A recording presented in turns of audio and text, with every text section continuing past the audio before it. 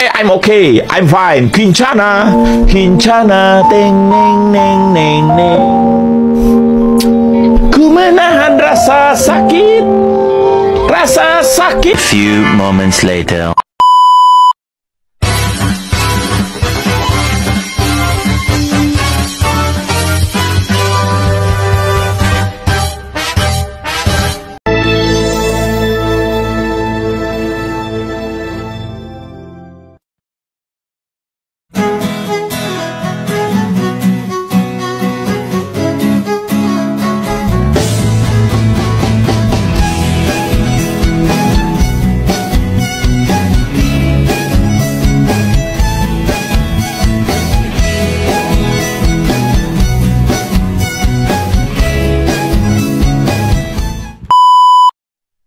Sistem reproduksi wanita bagian dalam. Yang pertama ada uterus. Uterus merupakan struktur otot yang cukup kuat. Bagian luarnya dilapisi oleh peritoneum dan bagian dalamnya dilapisi oleh mukosa. Uterus memiliki berat normal 30-50 gram. Uterus berfungsi sebagai tempat janin tumbuh dan berkembang. Selanjutnya ada uterine tube. Uterine tube merupakan jalur ovum atau sel telur yang dilepaskan oleh ovarium untuk menuju ke rahim. Selanjutnya ada fundus. Fundus berfungsi untuk melindungi janin yang ada di dalam rahim. Selanjutnya ada fallopian tube. Fallopian tube adalah saluran telur yang panjangnya 12 cm dan diameternya 3 dan 8 mm. Fallopian tube berfungsi sebagai menangkap ovum yang dilepaskan saat ovulasi, saluran dari spermatozoa ovum, tempat terjadinya konsepsi hingga membentuk menjadi blastula. Fallopian tube terbagi menjadi 4 bagian. Yang pertama ada interstitium, kedua ada isthmus, dan yang ketiga ada ampula, yang terakhir yaitu infundibulum. Nah, infundibulum tadi itu mempunyai rumbai. Nah, rumbainya itu disebut dengan fimbriae. Selanjutnya ada ovarium. Ovarium merupakan kelenjar yang berbentuk seperti buah kenari yang terletak di kanan dan kiri uterus. Ovarium berfungsi sebagai tempat penyimpanan ovum yang belum matang atau oosit primer.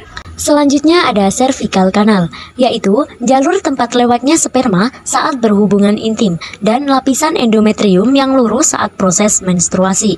Selanjutnya ada vagina, yaitu saluran yang menghubungkan uterus dengan vulva yang memiliki panjang depan 9 cm dan panjang dinding belakang 11 cm.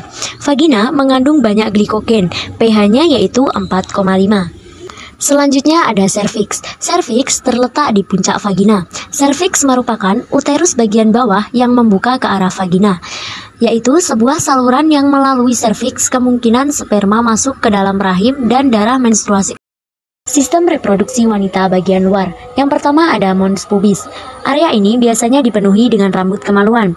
Jaringan ini terbentuk dari bantalan lemak, sehingga membantu membuat hubungan intim lebih nyaman. Organ ini juga berfungsi untuk menghasilkan feromon guna membantu proses ketertarikan seksual.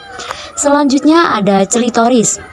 Klitoris merupakan tonjolan kecil yang terletak di antara labia minora yang menjadi titik rangsang wanita saat berhubungan seksual. Selanjutnya ada urethral opening, yaitu tempat pengeluaran urin dari kandung kemih keluar tubuh. Selanjutnya yaitu vagina. Vagina berfungsi sebagai jalan keluarnya darah ketika wanita mengalami menstruasi. Selain itu, bagian ini juga berfungsi sebagai jalan lahir bayi pada proses persalinan dan jalan masuknya sperma ke rahim pada proses pembuahan. Selanjutnya ada perineum. Perineum yaitu jarak antara vulva dan anus. Selanjutnya ada anus. Anus terbuka untuk mengeluarkan sisa makanan di akhir perjalanannya melalui saluran pencernaan. Anus juga menutup untuk mencegah infeksi. Selanjutnya ada labia majora. Labia majora berfungsi untuk melindungi organ reproduksi luar lainnya, mengandung kelenjar minyak dan keringat. Selanjutnya ada labia minora. Labia minora atau bibir kecil adalah organ reproduksi wanita yang memiliki berbagai bentuk dan ukuran. Organ ini terletak tepat di dalam labia majora dan mengelilingi bukaan ke vagina serta uretra. Labia minora berfungsi untuk membawa urin keluar tubuh. Yang ketiga yaitu sistem reproduksi laki-laki bagian dalam. Yang pertama ada kandung kemih. Kandung kemih berfungsi sebagai tempat penampungan urin sebelum dikeluarkan dari tubuh. Selanjutnya ada ureter. Ureter adalah organ dalam sistem urinaria yang turut berperan dalam proses pembentukan urin. Jika ureter mengalami gangguan, maka urin tidak akan bisa mengalir dengan baik sehingga menimbulkan masalah kesehatan. Selanjutnya ada vesikula seminalis. Vesikula seminalis merupakan kelenjar yang panjangnya 5-10 cm yang dibatasi oleh epitel yang menyekresikan zat mukoid yang mengandung fruktosa dan prostaglandin. Vesikula seminalis berfungsi sebagai tempat memproduksi dan menyimpan cairan yang nantinya akan keluar menjadi air mani. Selanjutnya ada kelenjar prostat. Kelenjar prostat memiliki beberapa fungsi. Yang pertama yaitu memproduksi cairan seminal yang membantu menyuburkan dan melindungi sperma.